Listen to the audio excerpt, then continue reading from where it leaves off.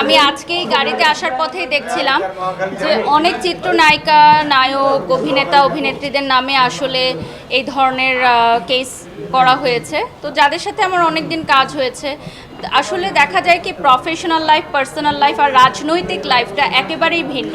যারা রাজনীতির সাথে সরাসরি যুক্ত ছিল তাদের রাজনৈতিক ব্যাপারগুলো কিন্তু কখনো আমার সাথে আলোচনা হয়নি, কারণ আমি যেহেতু একেবারেই রাজনৈতিক মানে কোনো বিষয়ের সাথে যুক্ত কখনোই ছিলাম না। আমি যেহেতু খুবই ছোট একটি মানুষ, তো যারা আসলে রাজনৈতিক অঙ্গনে কাজ করেছে বা বিভিন্ন দল করেছে তাদের মধ্যে হয়তো রাজনৈতিক আলোচনা হয়েছে।